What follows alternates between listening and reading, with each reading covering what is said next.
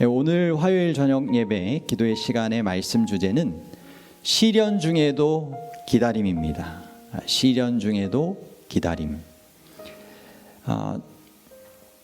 잠언 13장 12절에 보면 소망이 더디 이루어지면 그것이 마음을 상하게 하거니와 소원이 이루어지는 것은 곧 생명나무니라 라고 하는 말씀이 있습니다. 소망이 더디 이루어질 때 그것이 어떻게 된다고요? 마음을 상하게 하지만 그 소망, 소원을 이루게 되면 이 생명나무를 먹는 것처럼 삶의 생기가 자연적으로 이렇게 북돋아진다는 것입니다. 근데 살아가다 보면 소망하는 것들이 이 손쉽게 이루어지는 것 같지만은 않습니다. 그래서 우리에겐 기다림이라고 하는 것이 자연적으로 필요한 것 같아요. 이 과학자들이 마시멜로 실험을 4살짜리 아이들을 대상으로 하였습니다. 아이들에게 이 마시멜로를 하나씩 나눠준 다음에 자신이 볼일을 보고 돌아올 때까지 그것을 먹지 않고 있으면 한 개씩을 더 주겠다, 이런 실험을 한 것입니다. 근데 어떤 아이들은 그 과학자가 떠나자마자 기다리지 못하고 어떻게 했을까요? 이 맛있는 이 마시멜로를 참지 못하고 바로 먹어버렸어요. 하지만 어떤 아이들은 끝까지 기다렸다가 약속대로 더 얹어서 주는 것까지 맛있게 먹었습니다. 그런데 주목할 만한 차이점이 그 아이들의 이후의 삶에서 발견이 되었습니다. 이 아이들의 10대까지를 추적했는데 끝까지 기다린 아이들이 기다리지 못한 아이들보다 참을성이 일단 높았죠. 그런데 그 이후에도 그 외에도 적응력이 뛰어나고 학교 생활에도 더 자신감을 가지고 이렇게 잘 생활한 것이 나타났습니다. 그만큼 이 기다림을 잘 실천하는 것이 중요하다라고 하는 부분을 이 실험을 통하여 우리에게 알려주는 것입니다. 우리는 왜 종종 무언가를 오랫동안 기다려야 하는가? 여러분, 마음으로 자기의 길을 계획해도 그 걸음을 인도하시는 분은 누구시라고요? 여호와 하나님이시다. 우리의 마음으로는 계획하는 것들이 있고 그것이 빨리 좀 이루어지는 때가 있으면 좋겠는데 하나님의 뜻은 이와 같은 기다림을 통하여 이루어지는 일들이 종종 있다는 것입니다. 주님께서는 우리에게 이러한 인내심을 개발하라고 말씀하셨어요. 시련 중에도 이 참고 기다렸던, 그렇게 하나님의 뜻을 기다렸던 경험 있으시죠? 그런 것처럼 이 우리의 삶에 이 시련 중에 다가올 수 있는 이런 기다림에 대해서 어떤 성경적인 교훈을 우리가 얻을 수 있는지를 오늘 말씀을 통하여 살펴보도록 하겠습니다. 로마서 15장 4절로 5절 말씀을 먼저 살펴보도록 하겠습니다. 무엇이든지 전에 기록된 바는 우리의 교훈을 위하여 기록된 것이니 우리로 하여금 인내로 또는 성경의 위로로 소망을 가지게 함이니라. 이제 인내와 위로의 하나님이 너희로 그리스도 예수를 본받아 서로 뜻이 같게 하여 주사.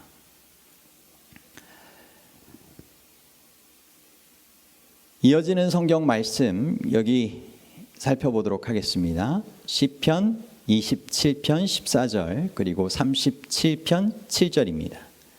너는 여호와를 기다릴지어다. 강하고 담대하며 여호와를 기다릴지어다. 여호와 앞에 잠잠하고 참고 기다리라. 자기 길이 형통하며 악한 꾀를 이루는 자 때문에 불평하지 말지어다.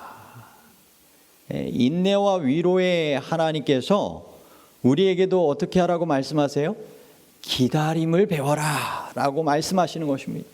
여호와 앞에서 참고 기다리라 말씀하셨어요.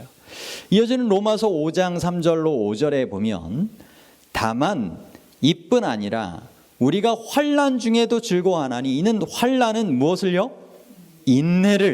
인내는 연단은 무엇을 이룬다고요? 소망을 이루는 줄을 알미로다. 소망이 우리를 부끄럽게 하지 아니함은 우리에게 주신 성령으로 말미암아 하나님의 사랑이 우리 마음에 부은 바 됨이니. 여러분, 인내의 과정이 이런 시련, 환난 중에도 필요한 것입니다. 그리고 그것을 통하여 우리에게 경험케 하기를 원하시는 것들이 있다는 것입니다. 인내를 통하여 연단을 갖게 되고, 연단은 소망을 이루게 해주신다는 것입니다. 여러분, 우리는 기다리는 대상에 초점을 맞출 수 있고, 이 모든 것을 붙잡고 계신 분에게 시선을 고정시킬 수가 있습니다. 마치 이 경주마가 경주를 잘 하도록 하려면 이렇게 시선을 좁게 하도록 이렇게 특별하게 만든다고 하지 않습니까? 마찬가지로 이런 기다림의 시련의 때에 우리가 여러 복잡한 생각을 좀 갖지 말고, 그때 우리의 시선을 인내의 공과를 통하여 우리에게 가장 좋은 길로 인도하기를 원하시는 이 하나님께 우리의 시선을 고정할 필요가 있다는 것입니다.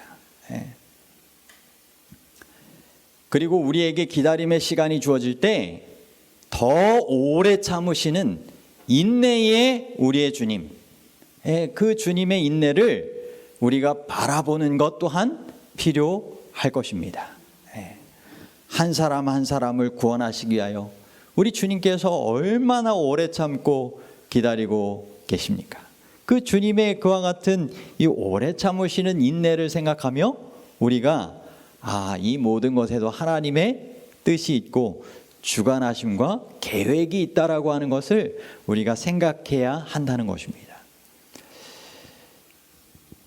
로마서 5장 6절과 갈라디아서 4장 4절에 보면 하나님의 시간은 분명하게 정해져 있고 뜻하신 계획에 따라서 주님께서 역사하신다는 것을 우리에게 교훈해 주고 계십니다. 우리가 아직 연약할 때에 기약대로 그리스도께서 경건하지 않은 자를 위하여 죽으셨도다. 여기 기약대로라고 되어 있어요. 분명히 약속하신 대로 그대로 십자가에서 경건하지 않은 자를 위하여 대속의 죽음을 치르셨다는 것입니다. 갈라디아서 4장 4절에 보면 어떤 단어가 주목돼서 이렇게 보이십니까? 때가 참에, 하나님의 시간이 있는 것입니다. 그 시간표에 따라서 때가 참에 하나님이 그 아들을 여자의 후손으로 메시아로 보내사 여자에게서 나게 하시고 율법 아래에 나게 하신 것은 하나님의 시간은 분명하게 있다는 것입니다. 이것이 예언을 통해서도 우리에게 주는 교훈입니다. 여러분, 다니엘서 8장 14절에 그가 내게 이르되 2300주야까지니 그때의 성소가 정결하게 되리라 하였느니라. 여러분, 2300주야는 예언의 해석의 원칙에 따라서 2300년입니다.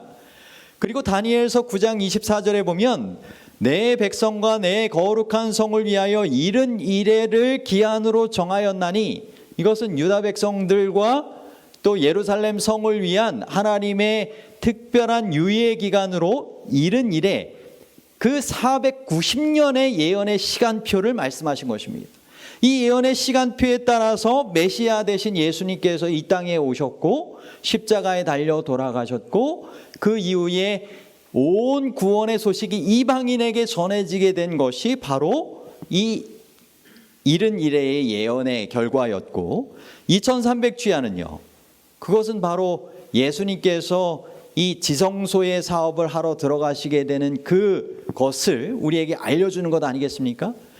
다니엘이 그 이상을 볼 때부터 해서 2300주야는 1844년까지 이르렀습니다. 여러분, 그 긴 시간이 지나가긴 했지만 분명히 하나님께서는 정해진 시간에 계획이 있었고, 그 기다림을 주님께서 먼저 그렇게 실행을 하신 것입니다. 우리의 구원을 위한 하나님의 오래 참으시는 기다림이 있었고, 그 기다림의 계획대로 분명하게 때에 따라 주님께서 구원의 역사를 이루어 가시는 것입니다. 여러분, 우리에게도 이런 하나님의 계획하시는 시간표가 있는데, 그때는 우리를 정확하게 알지 못하기 때문에, 재림의 때도 알지 못하지만 우리가 간절하게 기도하는 기도의 제목들이 언제 응답 정확하게 될지 우리 그 시간을 표를 알 수 없잖아요.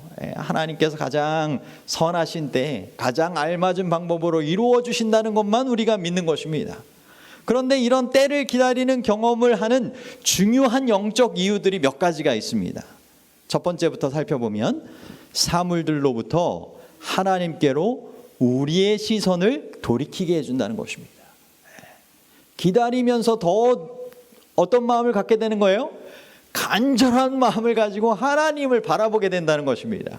두 번째는 우리의 자신의 동기와 욕망을 더욱더 분명히 볼 수 있게 해준다. 내가 어떤 동기와 어떤 욕망, 뜻을 가지고 이것이 이루어지기를 바라는지 살필 수 있다는 것입니다. 그래서 이러한 것들을 통하여 맞지 않는 동기가 있다면 하나님의 뜻에 따라 알맞은 동기로 바꿔가고, 이것이 내 욕망에 따라서 잘못된 소망을 가졌다면 하나님의 뜻에 따라서 이 수정해 갈 수 있는 것이죠. 세 번째는 견인불발의 영적 체력을 기르도록 도와준다는 것입니다. 여러분, 요즘 체력장을 하면 과거에 비해서 아이들이 체격은 좋아졌지만 뭐는 약해졌다고 해요? 이런 실제적으로는 체력장의 결과, 그런 체력은 약해졌다고 하지 않습니까?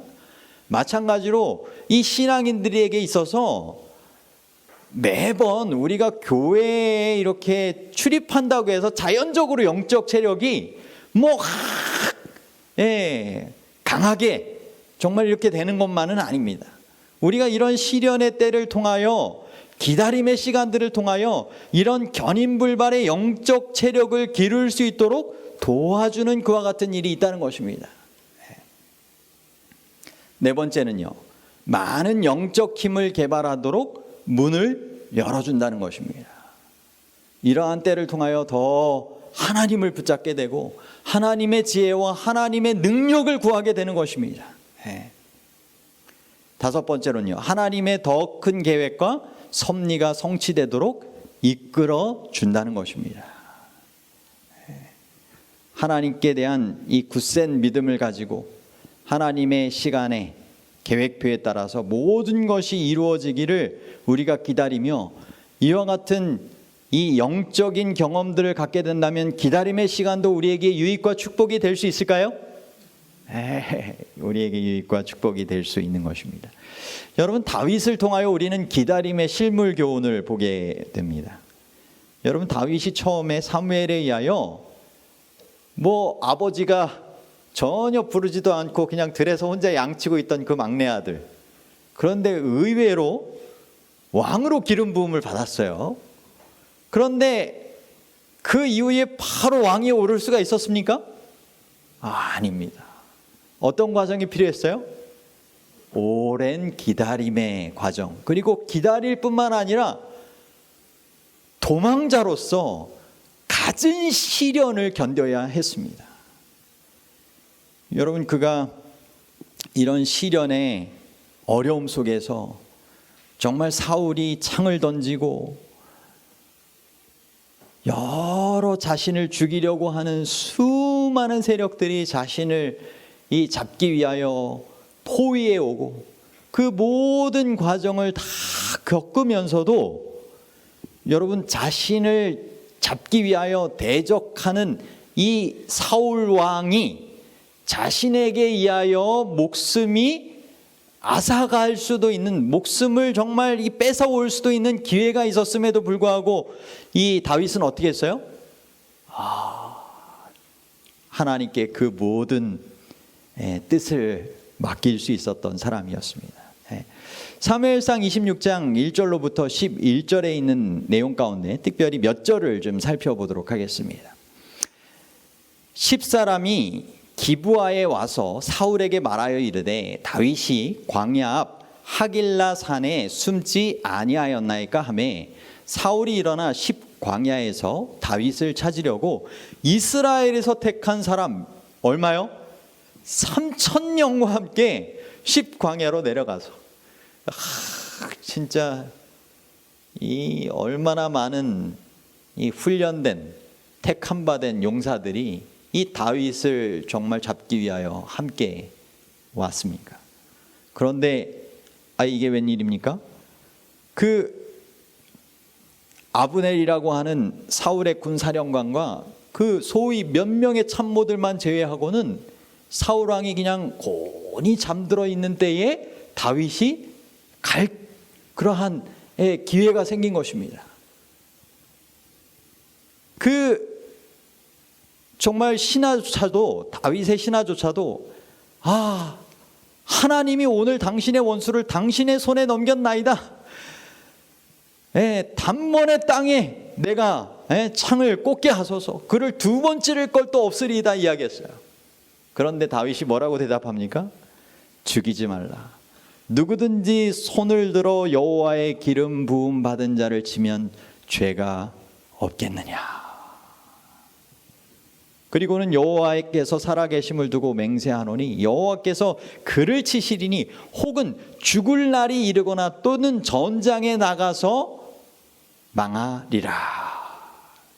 여호와께 그 모든 것을 다 내어 맡기고 하나님의 뜻에 따라 그는 기름 부음 받은 자 된 종을 치지 않기로 결심한 것입니다. 이것을 알고 이 사울 왕이 뭐라고 이야기했습니까? 이 사무엘상 26장 12절부터 25절 가운데 그 내용을 좀 살펴보면 21절부터의 내용입니다. 사울이 이르되 내가 범죄하였도다. 내 아들 다윗아 돌아오라. 내가 오늘 내 생명을 귀하게 여겼은즉 내가 다시는 너를 해하려 하지 아니하리라. 말은 잘해요. 처음에 내가 어리석은 일을 하였으니 대단히 잘못하였도다. 대단히 잘못되었도다 하는지라. 사울이 다윗에게 이르되 내 아들 다윗아 내게 복이 있을지로다. 내가 큰 일을 행하겠고 반드시 승리를 얻으리라 하니라. 다윗은 자기 길로 가고 사울은 자기 곳으로 돌아가니라. 여러분, 다윗의 이와 같은 이 경험이 결국 어떠한 이 결론으로 그의 인생에 이어집니까? 그가 드디어 30세 때에 왕위에 오릅니다.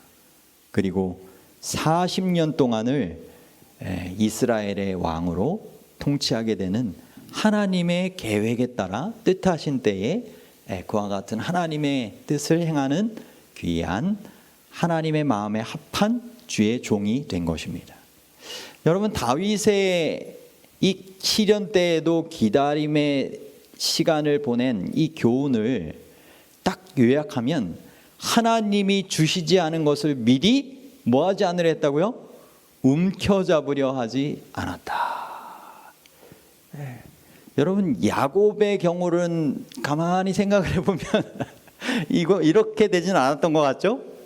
야곱은 어떻게 해서든지 하나님께서 분명히 계획하셔서 복 주시고자 하시는 것이 있었음에도 불구하고 그 복을 내가 좀 먼저 내 계획대로 내 때에 좀 이루어 보고자 했던 그런 마음이 그에게는 있었던 것입니다. 하지만 다윗은 하나님이 주시지 않은 것을 미리 움켜잡으려 하지 않았습니다. 다윗은 언제나 하나님께서 주실 때까지를 기다릴 줄 알았습니다. 여기 가장 좀 필요되는 얘기 중에 하나가 또 있습니다. 하나님의 선물은 그분의 시간에 그분의 손에서 받는 것이 가장 좋습니다.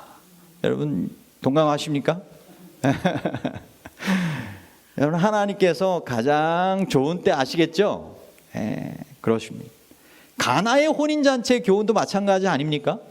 제일 좋은 포도즙을 준비해 놓으시고 가장 적합한 때를 기다리게 하셨습니다. 그리고 그 기다림의 시간 동안 순종의 과정을 거쳤을 때 정말 사람들은 알지 못했던 인간의 상식을 뛰어넘는 제일 좋은 포도즙이 그 잔치자리에 베풀어질 수가 있었던 것입니다. 오늘 우리의 인생에 우리 하나님의 선물이 준비되고 있음을 기억하시고 그분의 시간에 그분의 손에서 받는 것이 가장 좋다라고 하는 것을 기억하시고 미리 움켜잡으려 하지 않고 기다릴 줄 아는 우리가 되기를 간절히 바랍니다.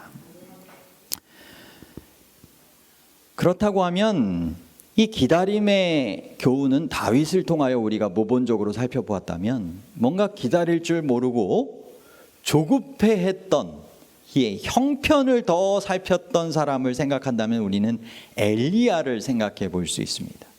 여러분, 갈멜산 정상에서 정말 선악간의 그 대쟁투에서 하나님의 편에서 하늘에서 불이 내려오게 했던 그 엄청난 승리, 정말 이방인의 선지자들을 다 처단하고 개혁과 하나님의 축복을 이스라엘 백성들에게 정말 강력하게 펼칠 수 있었던 그 기회에 섰던 엘리야. 하지만 그가 어떻게 되었습니까? 자신을 위협하는 소문을 듣고 죽이기로 결심한 이 이세벨 왕비의 그와 같은 이야기를 듣고는 형편을 보고, 하나님을 본 것이 아닙니다. 형편을 보고 두려워하여 어떻게 했어요? 도망갔습니다. 사환을 데리고 도망가다가 어느 정도 가서는 사환을 남겨놓고는 자기 혼자 가가지고 차라리 내가 태어나지 않았으면, 정말 지금이라도 죽었으면 좋겠다, 이와 같이 이야기하고 한탄하는 모습을 보는 것입니다. 그런데 여호와의 천사가 또 다시 와서 어루만지며 이르되, 또 다시 와서입니다. 2번 반복해서 이와 같은 과정을 거친 거예요. 일어나 먹으라, 내가 갈 길을 다 가지 못할까 하노라 하는지라. 이에 일어나 먹고 마시고 그 음식물의 힘을 의지하여 40주 40야를 가서 하나님의 산 호렙에 이르니라. 엘리야가 그곳 굴에 들어가 거기서 머물더니 여호와의 말씀이 그에게 임하여 이르시되, 엘리야야, 내가 어찌하여 여기 있느냐. 여러분, 때로는 우리의 기다림의 시간이 우리의 삶을 지치게 하고 조급한데 이루어지지 않는 것을 통하여 사람이 정말 겪게 되는 실망과 우울함 때문에 정말 극도로 이와 같이 엘리야가 행했던 실수를 저지를 수도 있는 것입니다. 차라리 내가 태어나지 않았으면, 내 삶의 과정 가운데 지금이 정말 가장 힘든 것 같아서 정말 죽었으면 싶은 그런 마음이 들 때도 신앙인에게도 찾아올 수 있습니다. 승리의 그 언덕이 높으면 높을수록 골짜기에 떨어지는 그 골은 더욱더 깊다라고 했어요. 여러분, 신앙인에게 있어서도 마찬가지로 이와 같은 시련의 때가 찾아올 수 있는 것입니다. 하지만 주님께서는 여전히 기다리시며 가장 적합하게 찾아오셔서 어루만지시고 가장 적합한 조치를 취해 주시죠. 일어나 먹으라, 내가 내 갈 길을 다 가지 못할까 하노라. 그리고는 내가 어찌하여 여기 있느냐. 다시 한번 소생함을 힘입고 하나님께서 맡기시는 이 사명을 목숨이 있는 한, 분명한 하나님의 주어지는 사명이 있음을 깨닫고 그 일을 이루라는 것입니다. 하나님께서 주시는 또 다른 기회가 주어지는 것입니다. 그런데 엘리야뿐만이 아닙니다. 하나님의 계획의 밖으로 가게 되는 여러 사람들의 경우들이 있고 그에 맞는 원인들이 있습니다. 여러분, 이 아브람의 아내 사레가 나중에 아들을 낳는다고 하자 웃기도 했지만 비웃기도 믿지 못하고 막 이렇게 웃기도 했지만, 그 전에는 종 하가를 그냥 그 후손을 낳게 되는 그 일을 위해서 남편에게 주기도 하잖아요. 하나님의 분명한 계획, 내 태에 난 정말 후손이 그 믿음의 후손을 그처럼 이루겠다 하신 하나님의 계획이 있음에도 불구하고 그것을 기다리지 못한 것입니다. 여러분, 모세는요, 반석에서 물이 나오게 할 때 하나님께서 정말 이 반석 되시는 이 예수님을 나타내도록 한 번만 쳐도 족할 수 있었는데, 그것을 마치 자신의 그것으로 하는 양 화가 나서 반석을 2번 쳤지 않습니까? 하나님의 거룩함을 나타내지 못하는 그와 같은 연약한 모습을 그의 시련의 때에 보였던 것입니다. 이어지는 또 그림의 설명 가운데 보면 이 세베대의 그 두 아들 데리고 와서 그 어머니가 하나는 주의 나라에서 우편에 좌편에 또 앉게 해 주십시오. 내가 마시려는 잔을 내가 먼저 마실 수 있느냐. 이 십자가의 고난의 잔을 먼저 마셔야 되는 이 예수님에 대해서는 생각하지 않고 영광의 잔만 내가 이렇게 먼저 막 마시고자 하는 그 참 이 선생님을 이해 못하는, 메시아를 이해 못하는 그와 같은 제자들의 모습과 어머니의 모습을 보는 것입니다. 또 야고보와 요한이 우리의 아들로 되어서 정말 하늘에서 불이 내려와 멸하게 하기를 바라는 것, 또 사울이 살기가 등등하여서 하나님을 믿는 사람들을 그렇게 죽이기 위하여 이 다메섹 도상까지 가다가 그가 이후에는 이 회심을 하게 되지만, 여러분 하나님의 계획하심이 있음에도 불구하고 이와 같은 인간적인 계획과 또 삶에 이르러 오는 분노와 인간적인 정욕, 믿음의 결핍들이 또는 하나님을 위하여 일한다는 착각들이 하나님의 계획 밖으로 나가게 하는 원인이 또 될 수 있다는 것입니다. 여러분, 그러므로 우리에게는 주님께서 원하시는 그와 같은 믿음을 잘 개발하는 것이 필요한 것입니다. 특별히 이 기다림의 믿음, 이 다윗을 통하여 다시 한번 우리가 살펴볼까요? 시편 37편의 내용인데요, 이 시편 37편은 정말 하나님을 대항하는 자들에 의하여, 정말 적들 원수들에 의하여 포위되어 있는 상황 가운데 정말 화를 내고 그들을 정말 처단할 수도 있는 것이 인간적인 생각일 수 있지만 다윗은 그렇게 하지 않았잖아요. 그러면서 우리에게 주는 교훈입니다. 악을 행하는 자들 때문에 불평하지 말라. 불의를 행하는 자들을 시기하지 말지어다. 그들은 풀과 같이 속히 배임을 당할 것이며 푸른 채소같이 쇠잔할 것이미로다. 여호와를 의뢰하고 선을 행하라. 땅에 머무는 동안 그의 성실을 먹을거리로 삼을지어다. 또 여호와를 기뻐하라. 그가 내 마음의 소원을 이루어 주시리로다. 내 길을 여호와께 맡기라. 그를 의지하면 그가 이루시고 내 의를 빛같이 나타내시며 내 공의를 정오의 빛같이 하시리로다. 여호와 앞에 잠잠하고 참고 기다리라. 자기 길이 형통하며 악한 꾀를 이루는 자 때문에 불평하지 말지어다. 분을 그치고 노를 버리며 불평하지 말라. 오히려 악을 만들 뿐이라.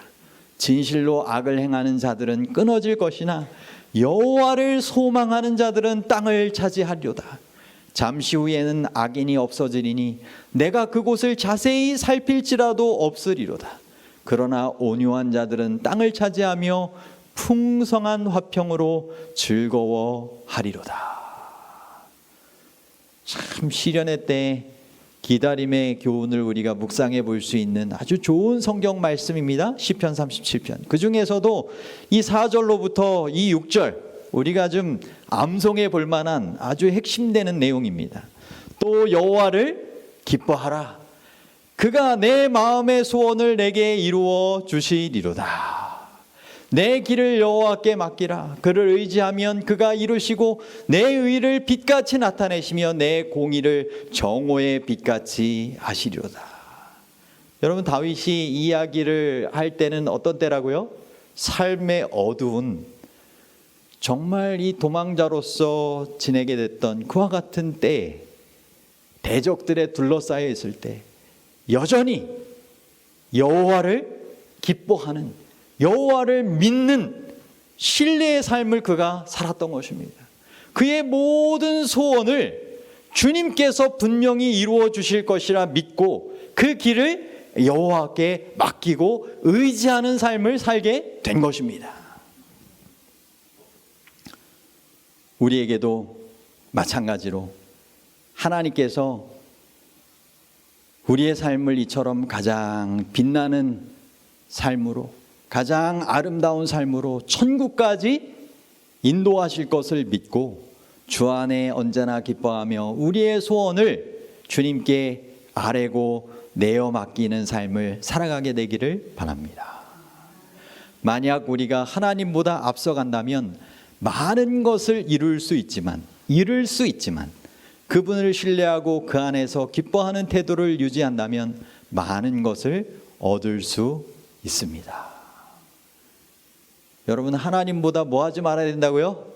앞서지 말아야 된다는 것입니다. 하나님께서 주시기 전까지 미리 움켜잡으려 하지 말라는 것입니다.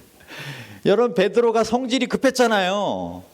그런데 이 베드로가 이런 급한 것 때문에, 앞서가려는 것 때문에 실수도 많고 했지만, 부활하신 예수님께서 갈릴리 해변가에서 베드로에게 당부하신 정말 중요한 것이 있었습니다. 그것은 나보다 앞서가지 말아라. 나와 함께 가자. 나를 따르라. 주의 말씀이셨습니다. 여러분, 오늘 우리의 계획 가운데, 우리의 모습 가운데 여전히 주님께 온전히 다 내어 맡기지 못하고, 혹시 조급해하고 기다리지 못하고, 우리의 계획을 주님의 계획보다 앞세우고, 그와 같이 먼저 움켜잡으려 하고 먼저 앞서 나가려 한다면 다시 한번 우리를 향한 하나님의 기다림의 뜻을 생각하시게 되기를 바랍니다. 엘렌 G 화이트의 발행한 원고 12권 81쪽에 보면 주 예수께서는 모든 시련을 측량하고 계신다. 인간에게 주신 은혜를 통하여 견디지 못할 시련은 없다. 여러분, 하나님의 백성에게 당하는 시련은 하나님의 백성에게만 먼저 직접 오는 것이 아니라 누구를 통해서 온다고 해요? 예수님을 통해서 온다고 하지 않습니까? 그분께서 감당할 수 있는 그런 은혜를 다 세마시고 우리에게 감당할 수 있을 만한 은혜를 그렇게 또한 허락하여 주시며 그 고난의 순간에 함께 하시는 것입니다. 가려 뽑은 기별 2권 242쪽에는 이런 말씀도 있습니다. 나는 나의 병고를 허락하신 하나님의 목적을 밝히 파악할 수 없으나 주님께서는 가장 좋은 것이 무엇임을 아심으로 그분께 나의 혼과 몸과 영을 맡길 것이다. 이를 인하여 내가 또 이 고난을 받되 부끄러워하지 아니함은 나의 의뢰한 자를 내가 알고 또한 나의 의탁한 것을 그날까지 저가 능히 지키실 줄을 확신함이라. 만약 우리가 더 큰 믿음, 더 큰 사랑, 더 큰 인내 및 하늘 아버지에 대한 더욱 완전한 신뢰심을 갖도록 우리의 영혼을 훈련시킨다면 매일의 투쟁 속에서 더욱 큰 화평과 행복을 얻게 될 것이다. 주님께서는 우리가 그분의 팔에 안기지 않고 멀리서 우리 스스로 애태우고 근심하는 것을 기뻐하지 않으신다. 조용히 기다리며 살피는 그러한 태도가 더욱 필요하다. 여러분, 때로는 우리의 인생에 병을 허락하기도 하시는 것입니다. 그것이 하나님의 특별한 목적이 있을 수도 있는 거예요.